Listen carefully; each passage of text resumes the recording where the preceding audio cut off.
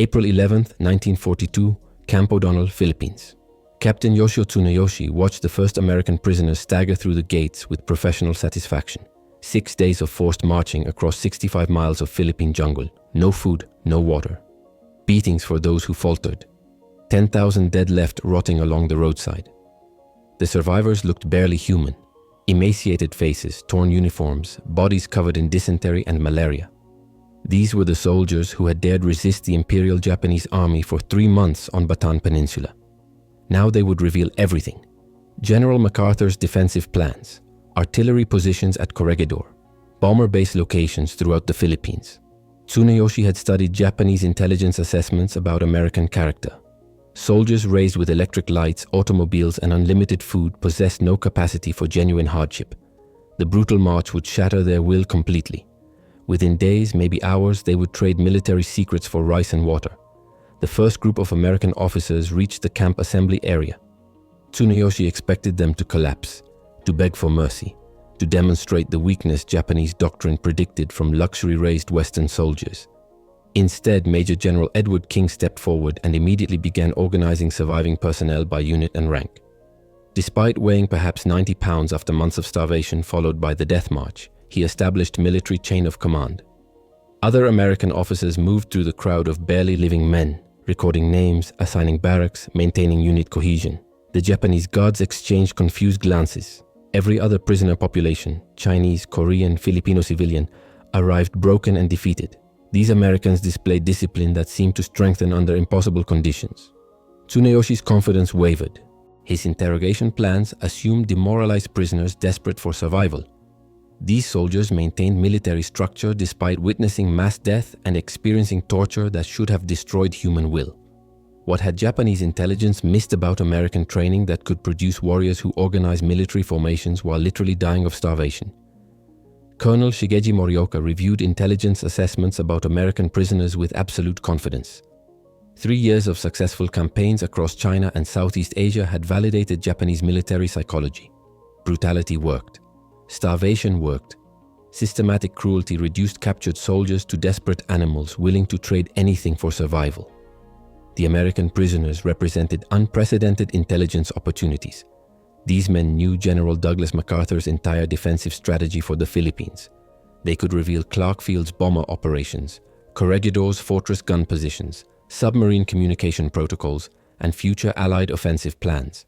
Japanese interrogators simply needed to break their will through conditions that luxury-raised Americans couldn't endure.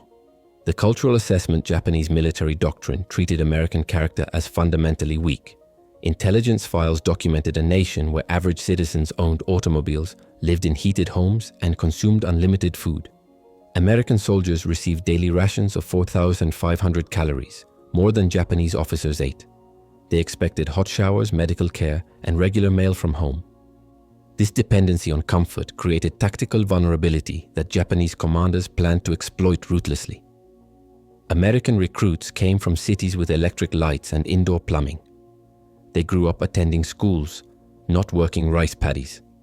Their soft hands had never known genuine labor or hunger. Japanese soldiers, drawn primarily from rural peasant populations, trained to survive on 600-800 calories daily. They marched 30 miles carrying full equipment without complaint. They endured tropical diseases, inadequate medical care, and brutal discipline that Western armies would consider torture. This hardness represented fundamental superiority. The captured Americans had already demonstrated weakness during the Bataan campaign. Despite initial numerical advantages, they surrendered after 3 months when food supplies ran low. Japanese troops fought for years in China under worse conditions without considering capitulation. Camp O'Donnell, the breaking ground. Captain Tsuneyoshi implemented systematic pressure designed to shatter American military cohesion. Camp O'Donnell processed 54,000 survivors, roughly 12,000 Americans and 42,000 Filipinos who lived through the Death March. The facility had been designed to house 8,000 trainees with adequate water, sanitation, and food supplies. The death rates validated Japanese psychological calculations. By May 1942, 400 Americans died daily from starvation, dysentery, malaria, and despair. The monthly mortality rate exceeded 40%. Unprecedented casualties achieved without firing a shot. Filipino prisoners died even faster. Over 26,000 perished at Camp O'Donnell between April and October 1942, their bodies buried in mass graves behind the barbed wire. Japanese commanders viewed these deaths as strategic success, broken enemies who posed no further resistance. American survivors received starvation rations calculated to maintain minimal life while destroying physical strength. Morning lugao, watery rice gruel, provided perhaps 160 calories. Working prisoners received an additional 200 to 300 calories of contaminated rice at midday. Evening rations consisted of more lugao, sometimes with boiled kamote tops that provided negligible nutrition. Total daily caloric intake averaged 700 calories for working prisoners, 350 for those too sick to labor. Men burning 3,000–4,000 calories through forced labor slowly starved regardless of food consumption. Their bodies consumed muscle tissue, then organs, in desperate attempts to survive. June 1942. Cabanatuan Consolidation Japanese Command transferred approximately 8,000 surviving Americans to Cabanatuan Prison Camp No. 1, consolidating scattered prisoners into a facility better suited for intelligence extraction.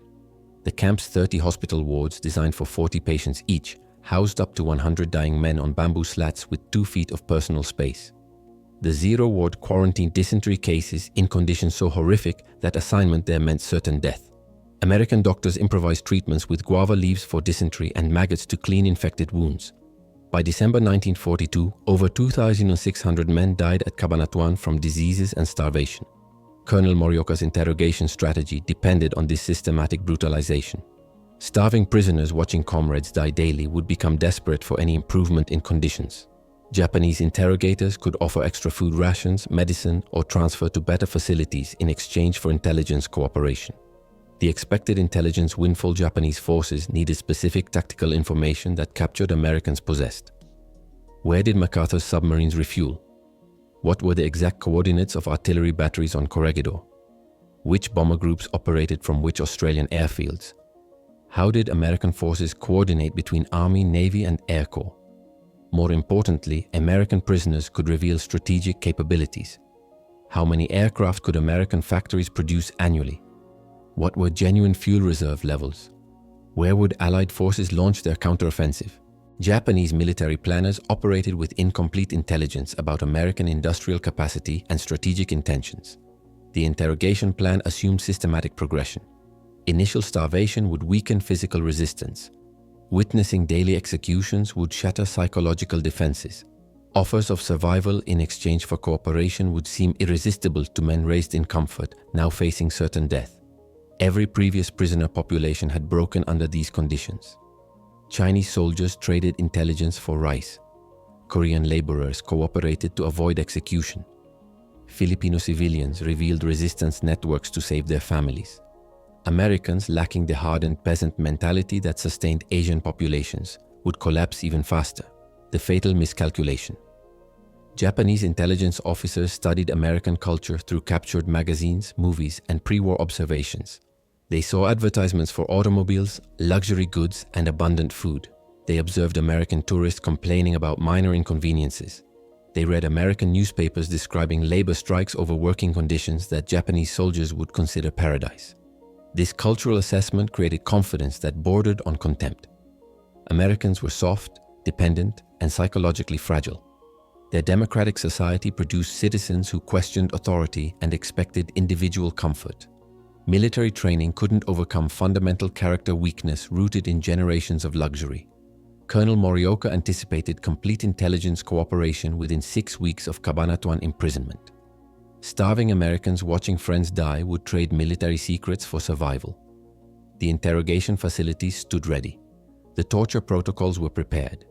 The intelligence files awaited completion. What Japanese commanders failed to recognize was that American abundance had produced not weakness, but a different kind of strength. Democratic education created independent problem solvers. Industrial society trained improvisation masters. Material security enabled psychological confidence that intensified rather than collapsed under pressure.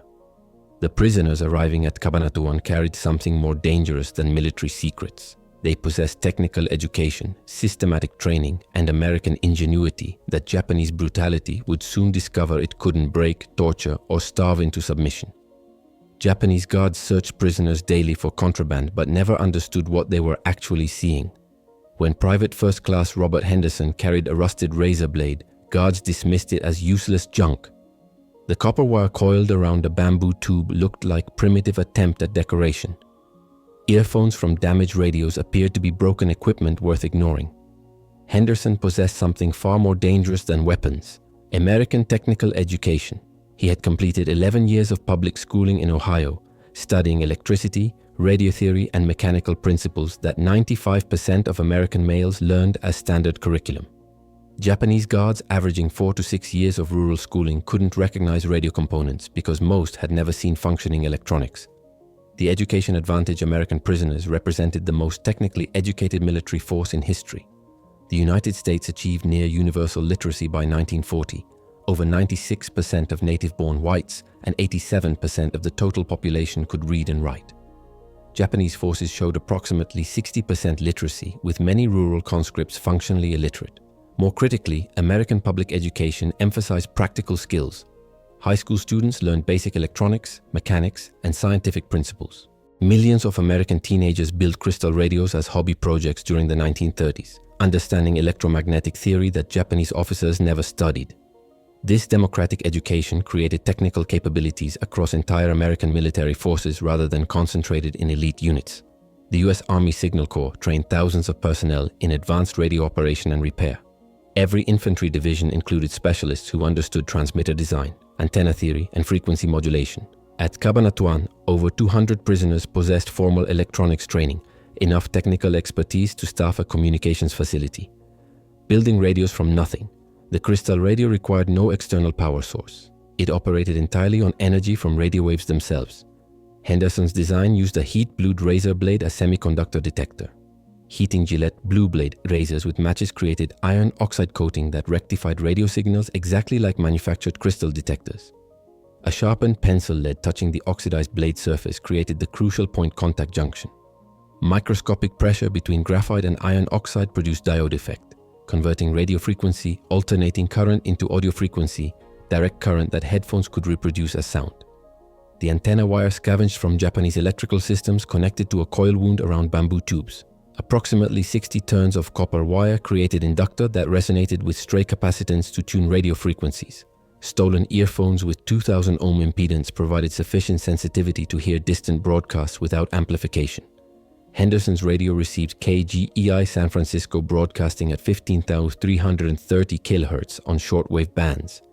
The transmissions reached across 6,700 miles of Pacific Ocean, delivering accurate war news directly into a death camp where Japanese propaganda claimed unending victories. The Underground Network. One group of corregidor prisoners entered Cabanatuan having disassembled a complete radio into individual components, each man hiding pieces under clothing during initial processing. Once inside the camp, they reassembled a functioning multitube receiver capable of receiving multiple frequencies with superior sensitivity. American radio technician assigned to repair Japanese equipment systematically stole components during authorized work details. Vacuum tubes, capacitors, resistors, and wire disappeared into pockets and underwear. Japanese supervisors never noticed missing parts because they lacked technical knowledge to inventory complex electronics. The prisoners constructed multiple radios using different designs and concealment methods. Sets hidden in canteens, false bottom mess kits, hollowed books, and bamboo poles provided redundancy when Japanese discovered and destroyed individual units. Colonel Edward King coordinated radio construction, assigning projects to personnel with specific technical expertise. The information weapon. By September 1942, American POWs knew about Guadalcanal landings before Japanese camp guards received official notifications. They tracked Allied victories in North Africa, while Japanese newspapers reported nothing but imperial successes. Radio intelligence revealed American forces advancing across the Pacific when guards insisted Japan was winning the war. This information sustained morale during systematic starvation. Prisoners dying at rates exceeding 300 monthly maintained psychological strength because they knew America was winning. The radios provided tangible proof that Japanese propaganda was lies and liberation was approaching. Japanese commanders couldn't comprehend how starving prisoners obtained accurate intelligence.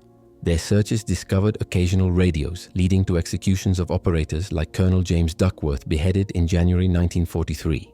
But new radios appeared within days because American technical education had created improvisation capabilities that Japanese brutality couldn't detect or destroy. The razor blades, pencil leads, and scavenged wire represented American industrial democracy's ultimate advantage: universal technical education that transformed ordinary soldiers into engineers who built communication networks inside death camps. Lieutenant Masa Watanabe read the morning intelligence report with confusion that bordered on fear. American prisoners had been discussing Guadalcanal battle results 3 days before Japanese military headquarters received official communiques. The POWs knew American Marines had captured Henderson Field while Japanese guards still believed propaganda about imperial victories.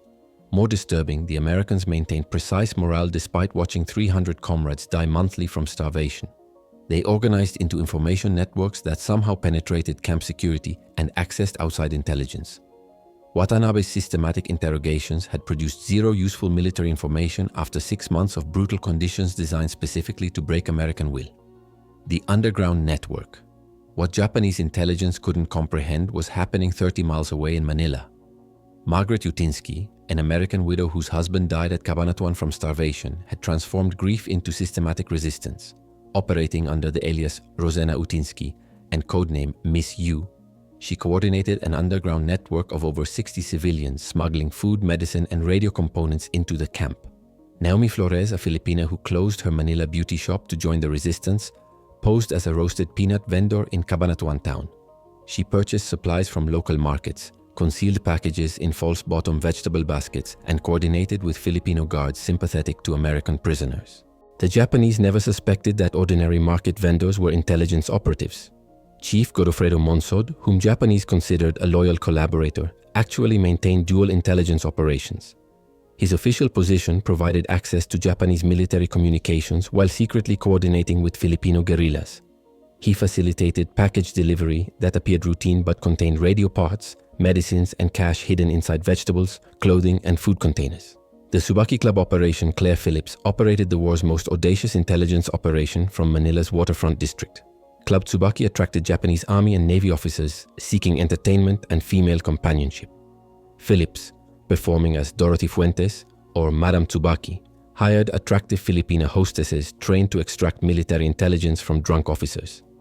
The hostesses flirted, served alcohol generously, and maintained conversations that elicited ship movements, troop deployments, and ammunition storage locations. Japanese officers, confident in their security and relaxed by alcohol and attention, revealed operational details they would never disclose during formal communications. Phillips earned her codename High Pockets by smuggling intelligence reports and cash in her brassiere, carrying classified information literally against her body during Japanese checkpoints. She coordinated with Captain Juan Pajota's guerrilla forces in the mountains, transmitting naval movements that enabled guerrilla attacks on Japanese supply lines. Club Tsubaki's income funded the entire Cabanatuan support operation.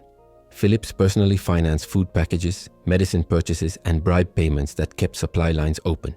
Between 1942 and 1944, her nightclub operation smuggled over $10,000 worth of supplies to American POWs while providing targeting intelligence to MacArthur's headquarters in Australia.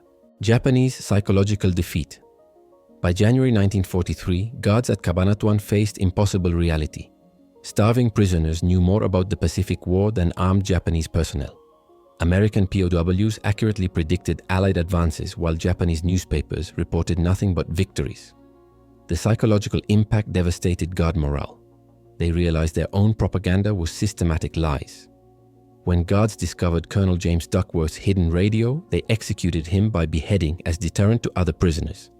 Within 2 weeks, Americans constructed 3 replacement radios using different components and concealment methods. Japanese searchers found individual sets but never comprehended the systematic technical capability enabling constant reconstruction. Guard Corporal Takeo Tanaka reported to superiors that American prisoners possessed supernatural intelligence capabilities. His written assessment stated, "Enemy prisoners predict military outcomes before official reports arrive. They maintain morale despite conditions that destroyed previous prisoner populations. Their technical knowledge exceeds our understanding." The Filipino-American Alliance. Most devastating to Japanese occupation was the Filipino Civilian Support Network coordinating with American prisoners.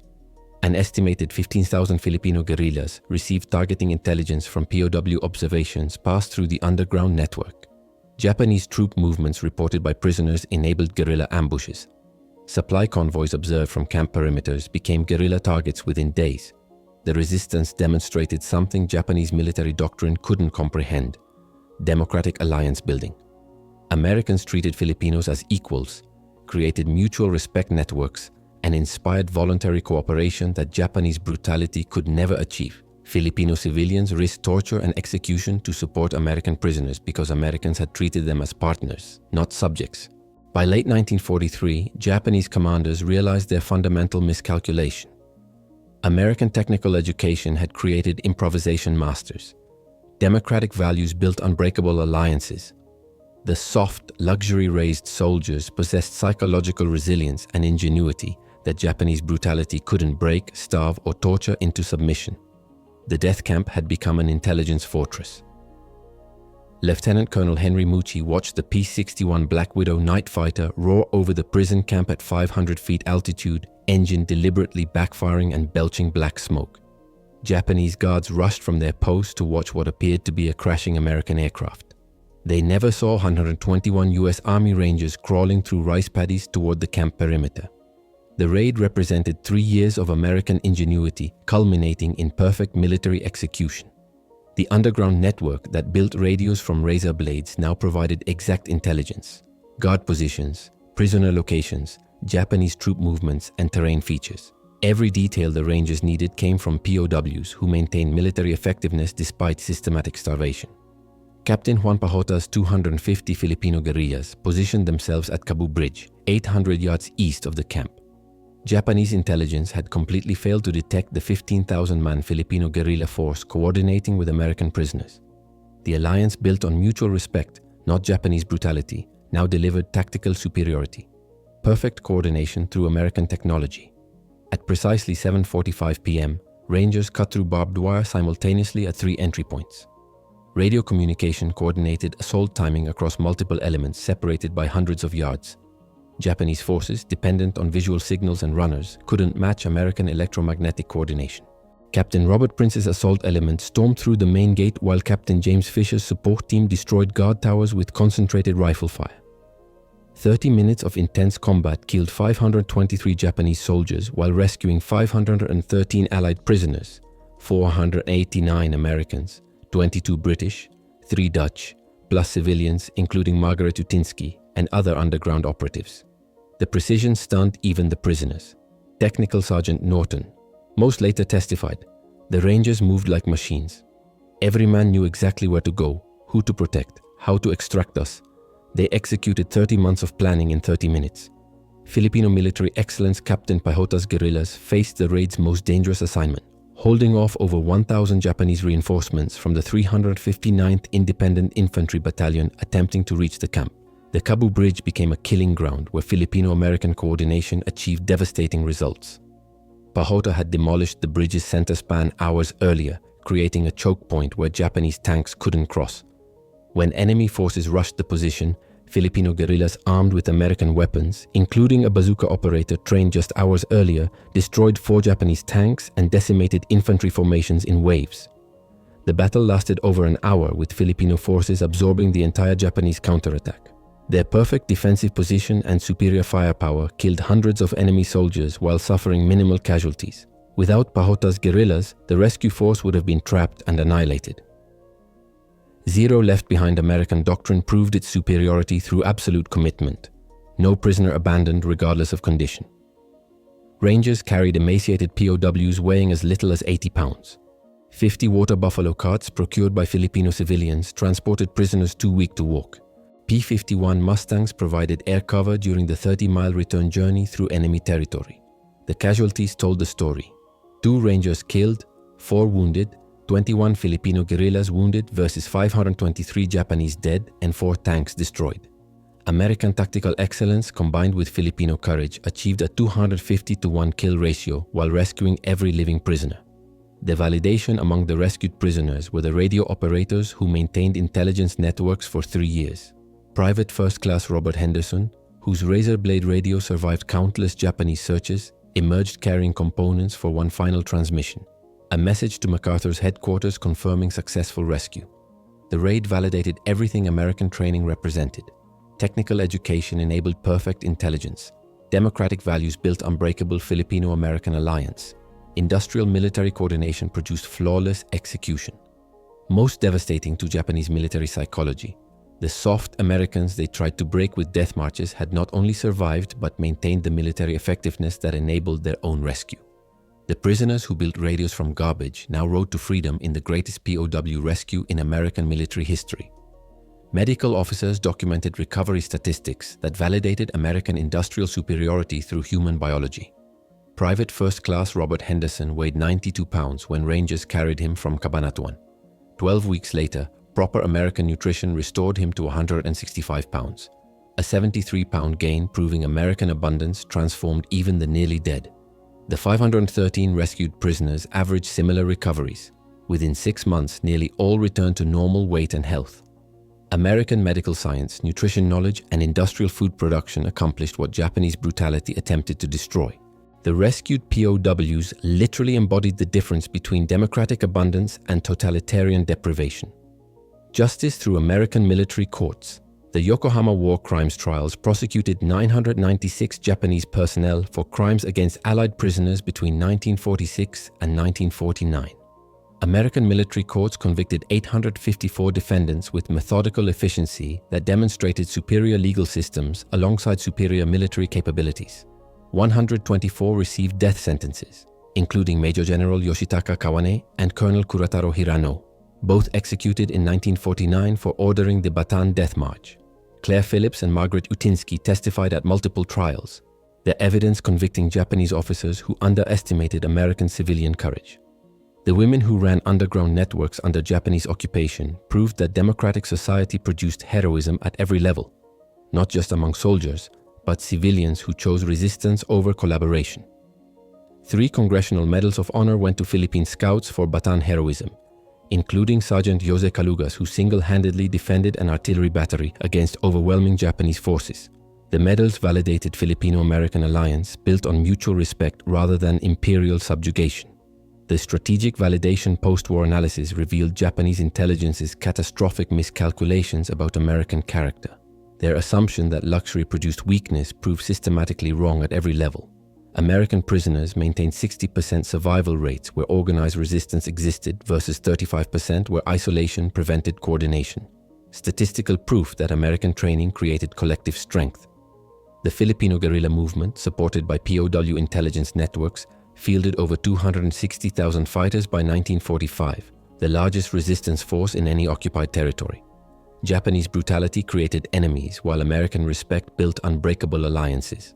Democratic values proved strategically superior to imperial conquest. Technological dominance confirmed. The crystal radios built from razor blades in death camps represented American ingenuity that Japanese technical education couldn't match. That same improvisation capability returned home to build the world's electronics industry. American soldiers who scavenged copper wire in prison camps became engineers designing integrated circuits, transistors, and telecommunication systems that defined post-war technological supremacy. Modern SERE, survival, evasion, resistance, escape. Training adopted techniques pioneered by Cabanatuan prisoners. American military doctrine validated that democratic education produces adaptable warriors whose effectiveness increases under pressure. The lesson echoes through every subsequent conflict. American ingenuity overcomes any adversary's brutality. The ultimate American victory. The Bataan Death March killed over 10,000 men in 6 days. Japanese commanders expected complete psychological collapse within weeks. Instead, American prisoners built radio networks, coordinated intelligence operations, maintained military discipline, and enabled the most successful POW rescue in military history. The contrast defined World War II's broader truth. American industrial democracy produced superiority in every dimension. Technical education created soldiers who built communication systems from garbage. Universal schooling enabled improvisation that elite Japanese training couldn't match. Democratic values forged alliances that imperial conquest could never achieve. Those 513 rescued prisoners returned home as living proof of American excellence. They survived death marches, endured starvation, built radios from razor blades coordinated with Filipino guerrillas, and maintained military effectiveness that forced their own rescue. Their 3-year ordeal validated what Japanese intelligence fatally underestimated. American soldiers raised in abundance possessed inner strength that intensified under pressure, technical knowledge that enabled impossible achievements, and democratic values that built alliances totalitarian empires could never comprehend. The nation that built radios in death camps returned to build the world's most advanced technological civilization, proving once again that American ingenuity, courage, and values remain unmatched in human history.